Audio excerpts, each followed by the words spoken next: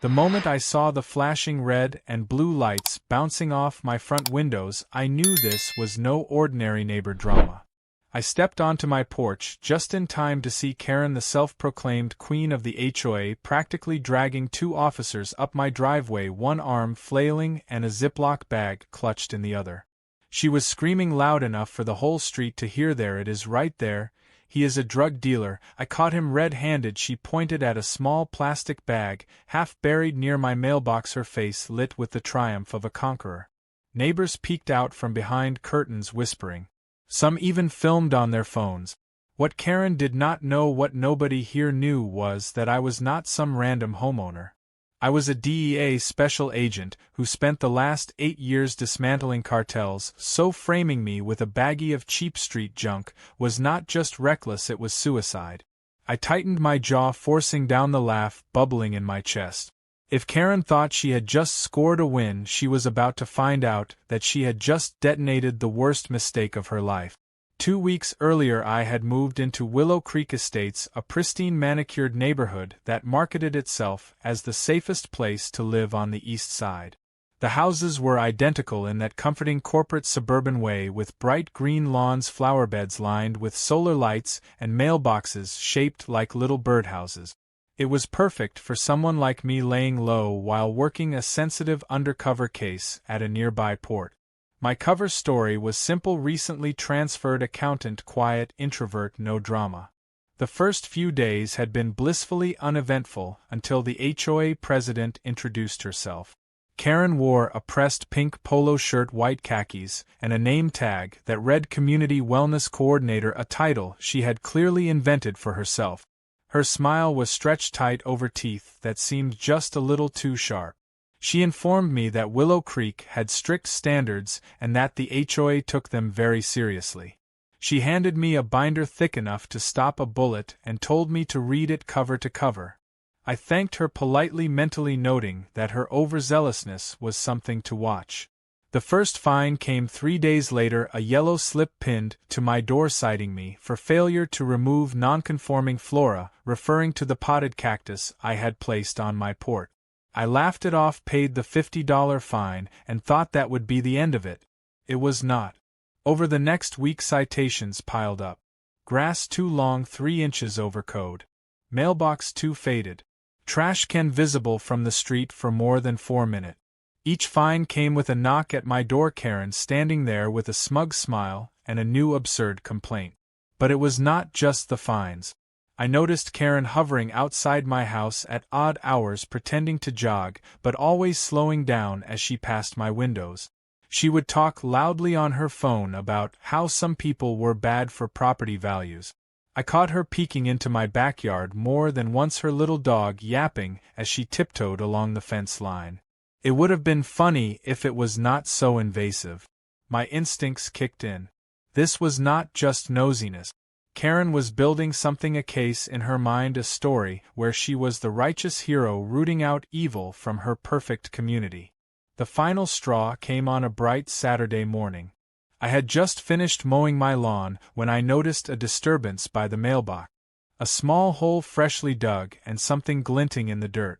Before I could investigate, Karen appeared out of nowhere, phone in hand, yelling as if she had just uncovered a major cartel bust.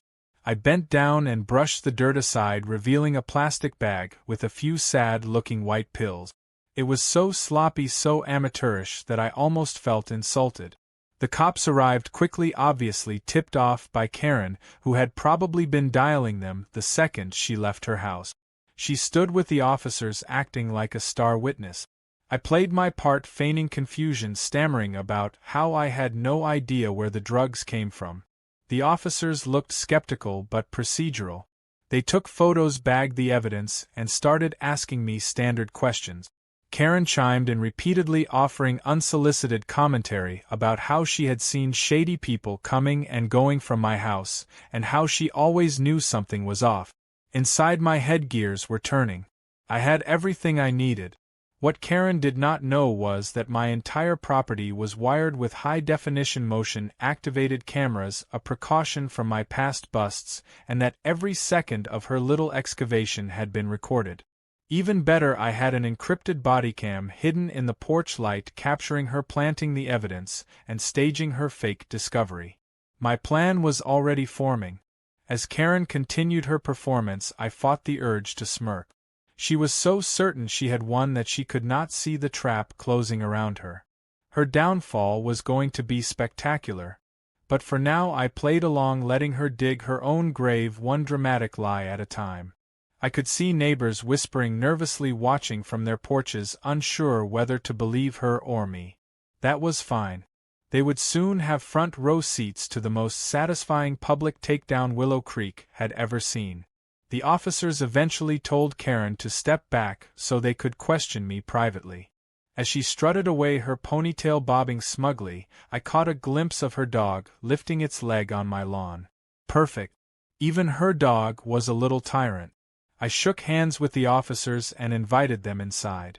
As we crossed the threshold, I smiled, for real this time. Showtime. Inside my house, the atmosphere shifted immediately.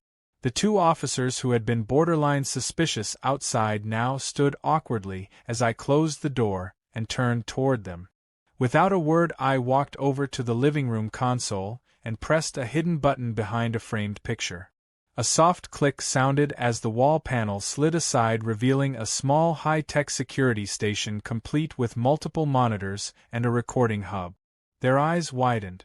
I reached up, grabbed my DEA badge from the hidden shelf above, and flipped it open so they could see it clearly. Their expressions flipped from cautious to stunned in an instant. I introduced myself properly as a DEA special agent currently operating undercover on assignment and explained briefly that this situation had compromised my operation, but that it also gave me an unexpected opportunity. They listened carefully, both now visibly nervous about how badly they could have mishandled things outside. I reassured them that so far they had done everything procedurally correct, but I needed their cooperation to take Karen down the right way. I queued up the footage from earlier that morning. The screen flickered to life, showing Karen sneaking onto my lawn at dawn, nervously glancing around. She bent down near the mailbox, dug a small hole with a gardening trowel, and buried the plastic bag before dusting her hands off theatrically and scurrying back to her house. It was crystal clear, no ambiguity, no room for doubt. The officers leaned closer, one muttering under his breath something not quite polite. I showed them a second angle from the porch light camera just for good measure. Karen's face was perfectly visible, twisted into a sneaky grin as she completed her dirty work. That was not all. I handed over my phone, where I had just received a text from my friend Mark, who lived down the street. Mark worked in cybersecurity and had been keeping tabs on the neighborhood network. He had intercepted a voice message Karen had sent to another HOA member, bragging about how she had finally gotten rid of the neighborhood drug problem and how sometimes you had to bend the rules to protect the community. It was almost too easy. Still, I knew we had to be meticulous. We discussed strategy. We needed Karen to hang herself further, preferably in a way that made her guilty beyond just planting evidence. I suggested we give her enough rope to gloat, thinking she had succeeded.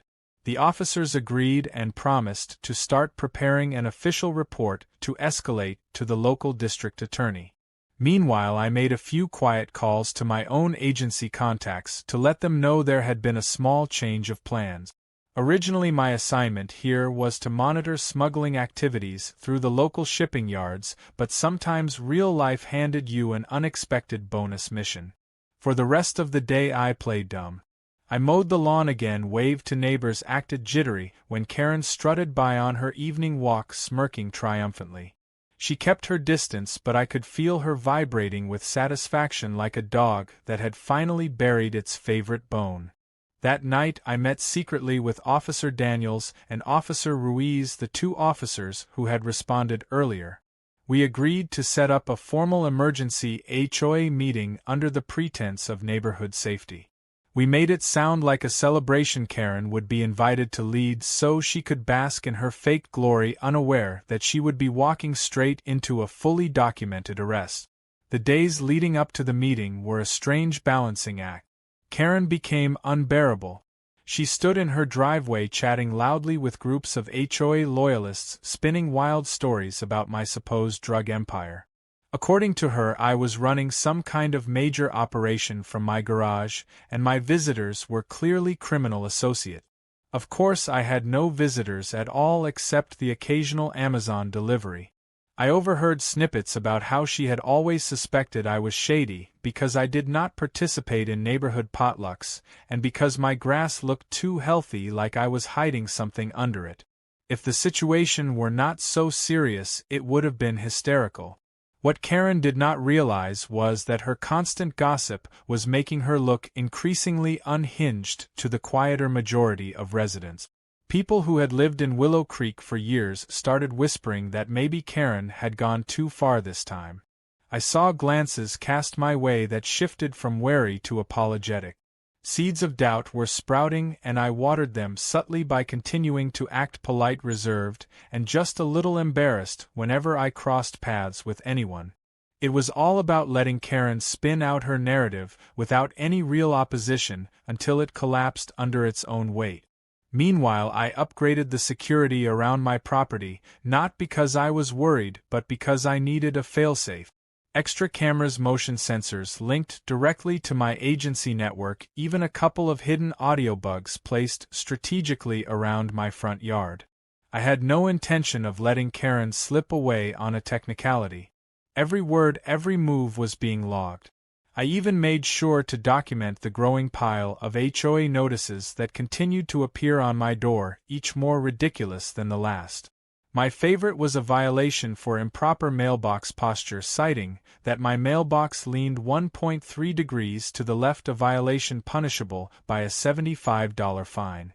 The night before the emergency meeting, I sat on my back porch, sipping a cup of black coffee and going over everything one last time.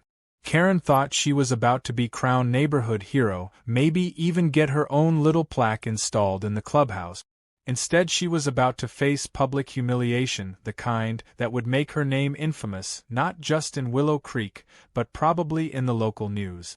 I thought about all the people she had likely bullied over the years, the families she had driven away with her fake moral crusade. Tomorrow was not just about clearing my name, it was about delivering justice for all of them too.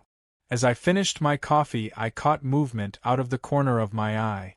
Sure enough, there was Karen pacing at the edge of my property line, pretending to walk her dog, but really peeking over my fence like a nosy toddler.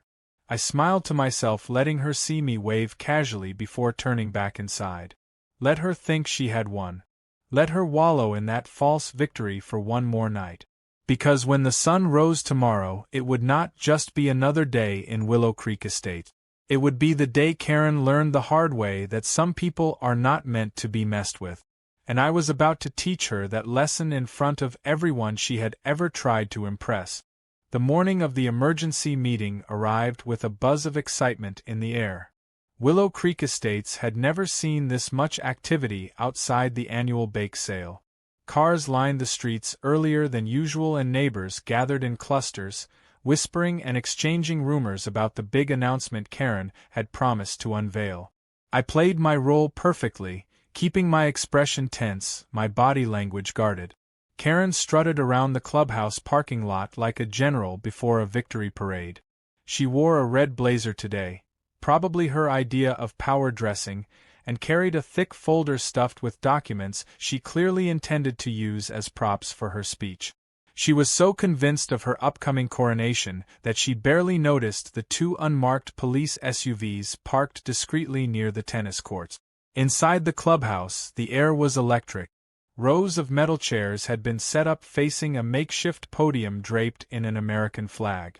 Karen's doing, of course, to give the event a sense of false patriotism. The room was about half full, a mix of loyalists eager to cheer Karen on and skeptics who were just there to see what fresh madness would unfold.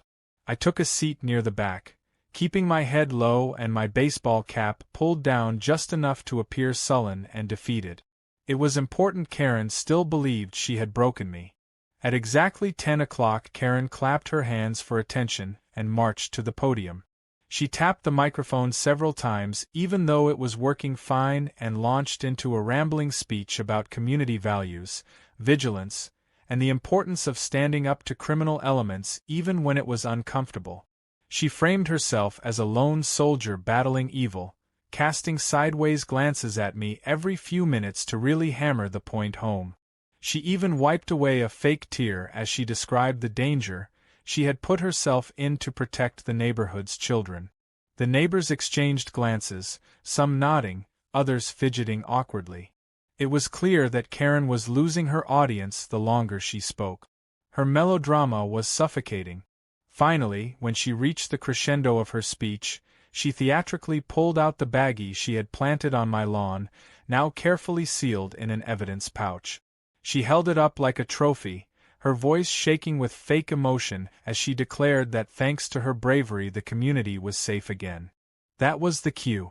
Officer Daniels stepped forward from the side of the room where he had been pretending to set up chairs. His badge glinted in the fluorescent lights as he raised his voice, announcing that the meeting was now an active investigation scene. Gasps rippled through the room.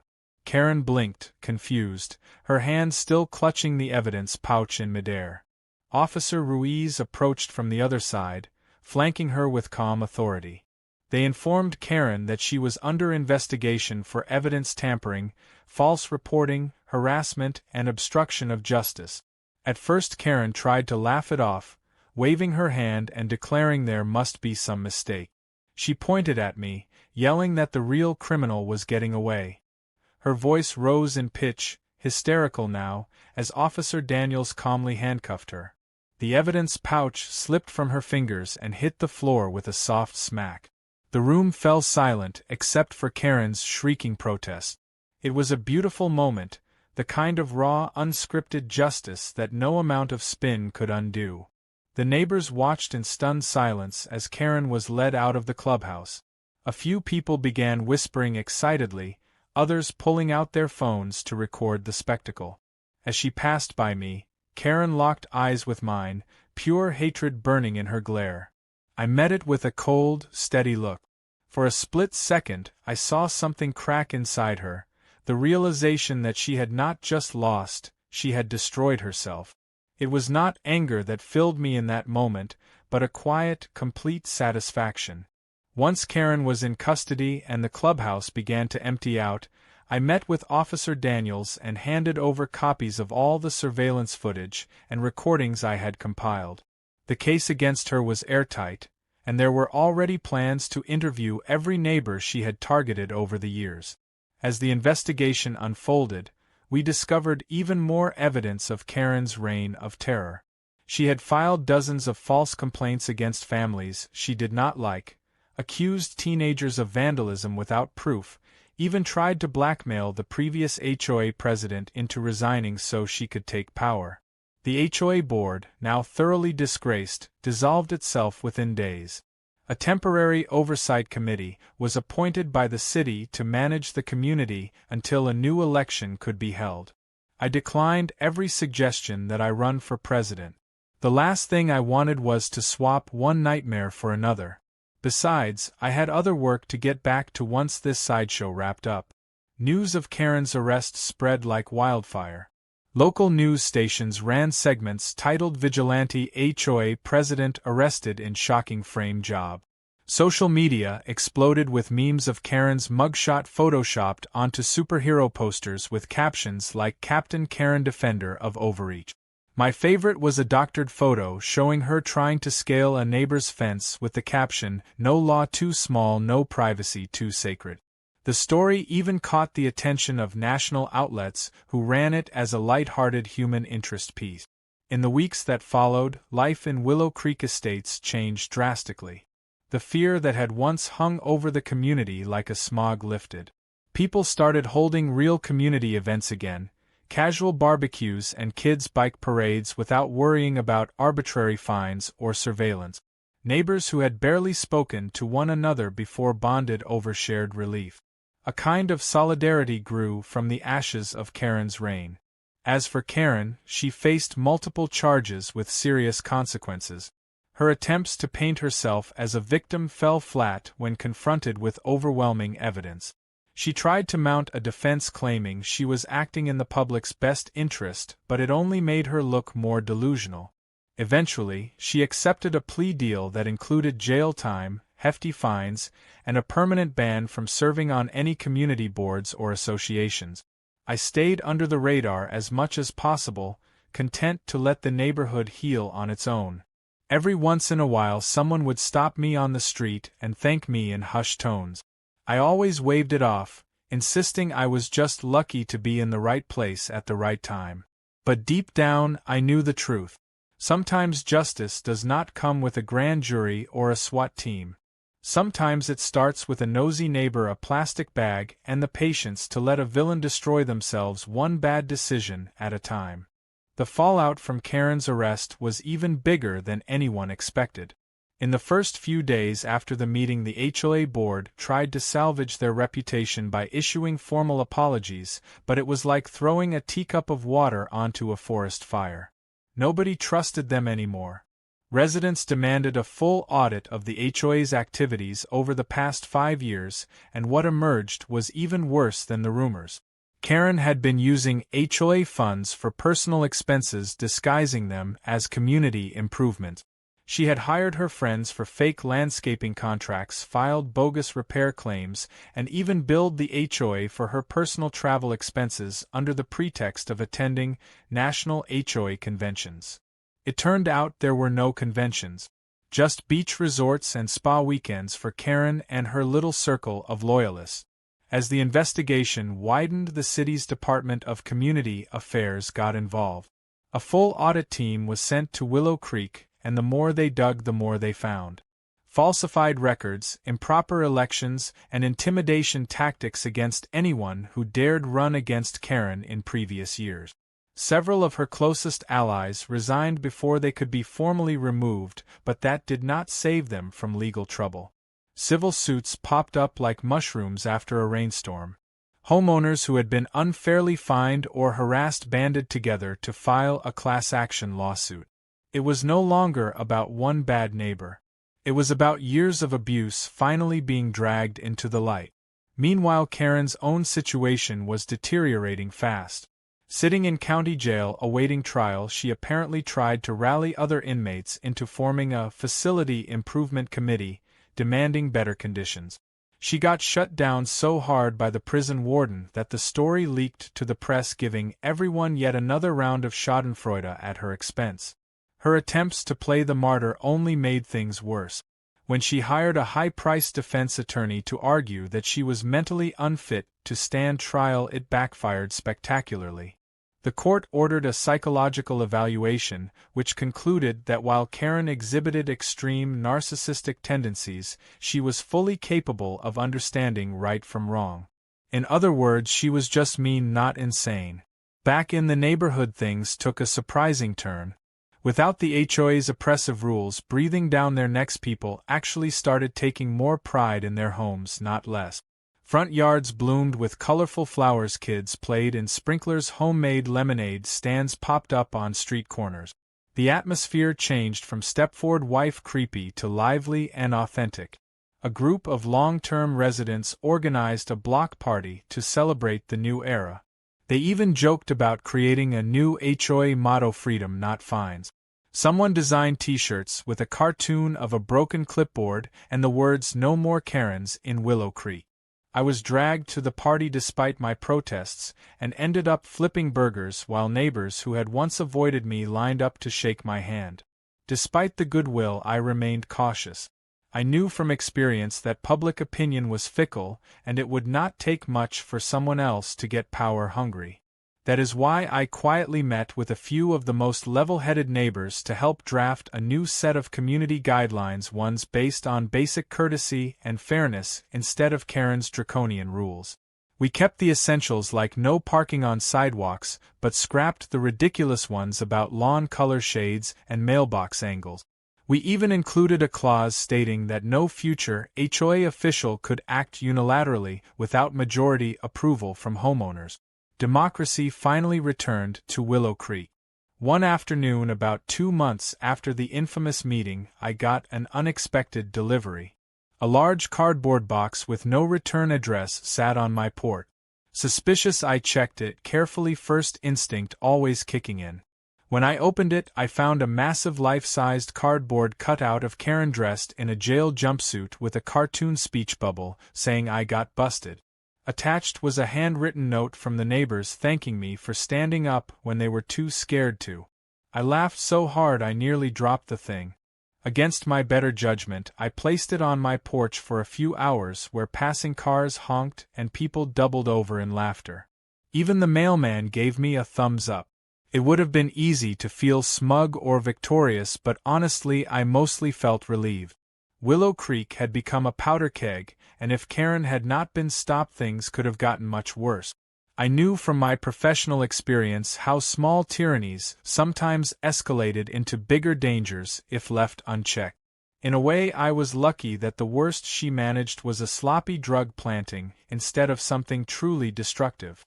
Justice had been served, but more importantly, a community had been saved from itself. Still, not everything was rosy. Karen's trial was upcoming, and despite the mountain of evidence, there was always a chance she might try to strike back legally or through some dirty tactic. I made sure my agency kept tabs on any unusual activity around the neighborhood and kept my security systems live and constantly monitored. Complacency was the enemy. The goal was not revenge. It was vigilance. That was something Karen would never understand. Real authority came with responsibility, not power trip. In a final hilarious twist, just before her trial, Karen filed a frivolous lawsuit against me claiming defamation, emotional distress, and loss of earning potential. Her claim stated that because of my actions, she could never again serve on a homeowners association or any similar body. My lawyer did not even have to work hard. Karen had accidentally attached screenshots of her own bragging messages and videos from the night she planted evidence showing her committing the crimes she now denied. The judge tossed out her lawsuit in less than 5 minutes and fined her for wasting the court's time. Word got around quickly, and soon Karen became a cautionary tale taught at local HOA seminars as an example of how not to behave. Life at Willow Creek settled into a new normal. Kids rode their bikes without fear of Karen jumping out from behind a bush to lecture them. Parents actually used the community clubhouse for birthday parties and yoga classes without ridiculous rental fees. Holidays became vibrant again with elaborate decorations that would have sent Karen into a spiral. Freedom was messy and colorful, and sometimes a little loud, but it was alive. And for the first time since moving in, I felt like I belonged, not because of fear or conformity, but because of genuine community spirit. I sometimes thought about Karen sitting alone in her cell surrounded by gray walls with no neighborhood to rule over, no clipboard to clutch, no one to intimidate. She had built her own prison long before she ever stepped into a real one. And the best part was she had done it all to herself while thinking she was winning. That was the real victory.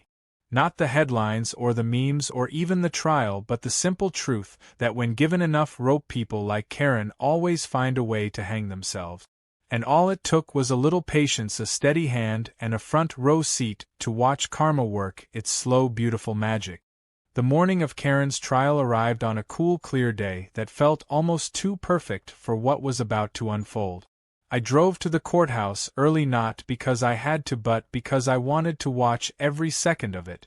The place buzzed with quiet excitement as reporters lined the steps and local residents trickled in, clutching their coffees and whispering among themselves. Willow Creek Estates had effectively emptied out for the day. People took personal days from work just to witness the spectacle firsthand. Inside the courtroom, the air was heavy with anticipation. Karen sat at the defendant's table, wearing a stiff navy blue blazer, her hair pulled back so tightly it looked painful. She avoided eye contact with everyone, keeping her gaze fixed on some invisible point ahead, as if pretending the audience did not exist. Her attorney, a grim-faced man who clearly knew he had been handed a losing case, shuffled papers nervously beside her. The prosecution opened strong, presenting a simple, devastating case. Surveillance footage from multiple angles showed Karen planting the drugs in my yard. Audio recordings captured her bragging about setting me up. The police bodycam footage from the day of her fake discovery showed her orchestrating the scene with glee. They even played clips from the emergency meeting where she proudly held up the planted evidence while giving her bizarre speech. The evidence was overwhelming, a tidal wave she could not swim against. Karen's lawyer tried to argue that she was under emotional duress, that she genuinely believed she was protecting the community, but it fell flat. Every smug grin, every self-congratulatory comment she had made in the recordings painted her as someone who knew exactly what she was doing and enjoyed it. I testified briefly, simply laying out the facts without embellishment. I could feel Karen's eyes boring into the side of my head as I spoke, but I refused to look at her. She had wasted enough of my time. The prosecutor finished by pointing out that Karen had not just tried to frame an innocent man, but had abused her authority for years, creating a climate of fear and hostility in a place meant to be a peaceful community. Her actions were not a momentary lapse in judgment, they were part of a pattern of deliberate, calculated behavior. The defense called Karen to the stand in a last-ditch effort to salvage some sympathy. It was a mistake. Karen took the stand and within minutes unraveled any chance she had left. She painted herself as a misunderstood hero, claimed that the community was ungrateful for her sacrifices, and insisted that her only crime was caring too much. Her words dripped with entitlement and bitterness. Several jurors visibly cringed as she ranted about how difficult it was to find good neighbors anymore. By the time she stepped down, the outcome was all but sealed. It took the jury less than 2 hours to reach a verdict. Guilty on all counts. When the judge read the decision, Karen's face remained frozen for a moment before crumpling into a mask of rage and disbelief. She shouted at the judge, accused the prosecutors of conspiring against her, and even tried to fire her lawyer mid-sentencing. The bailiffs had to escort her out of the courtroom as she screamed about how she was the real victim. Cameras caught every second, and by nightfall the footage was all over the news and social media. Karen had finally achieved the fame she so desperately craved, but not in the way she ever imagined. The sentencing hearing was scheduled for a month later.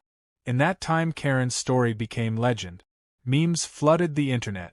Someone created a parody HOA website listing her as the founder of the Neighborhood Oppression Association.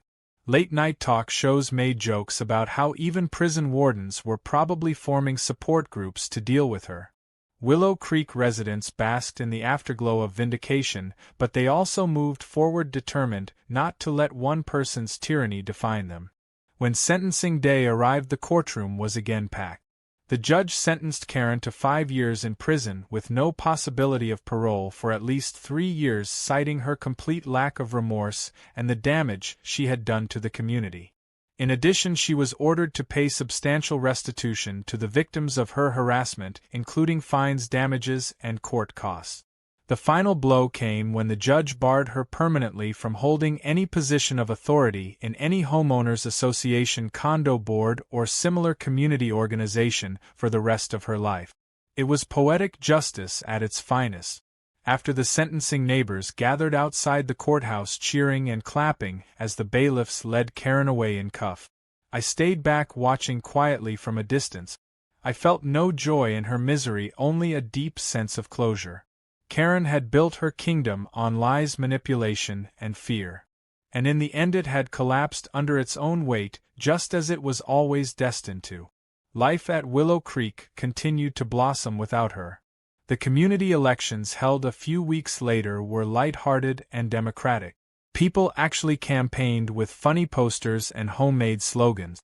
A retired teacher named Mrs. Jensen was elected president by a landslide, promising transparency, kindness, and lots of potluck. The difference was night and day. Where once the neighborhood had lived under Karen's iron fist, now it thrived with laughter, children's games, and neighborly cooperation. As for me, I decided to extend my stay a little longer. My cover as the quiet accountant remained intact, and the community accepted me more warmly than ever. I still kept my skills sharp, my instincts tuned, but for the first time in a long time I found myself relaxing, genuinely enjoying the simple pleasures of suburban life. Mowing the lawn, chatting with neighbors, fixing up the garage, hosting the occasional barbecue. Normalcy tasted sweeter after everything we had endured.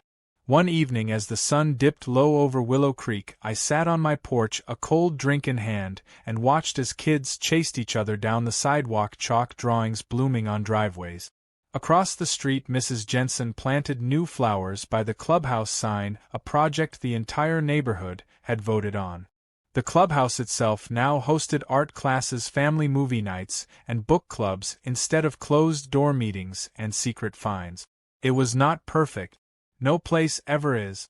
But it was real, honest, and ours. Sometimes people ask if I would do anything differently if I could go back. The truth is no. Every step, every confrontation, every ounce of patience and restraint had led to this moment. Karen had thought she was unbeatable, unstoppable, the queen of her tiny empire. But in the end it was not a badge or a gun that brought her down. It was the truth. And sometimes that is all you need. Not force, not fury, just the steady, unstoppable power of truth and a community that refuses to stay silent. As the stars blinked on overhead and the warm breeze rustled through the trees, I leaned back in my chair and smiled. Karen was gone. Willow Creek was free. And for the first time in a long time, everything was exactly where it should be.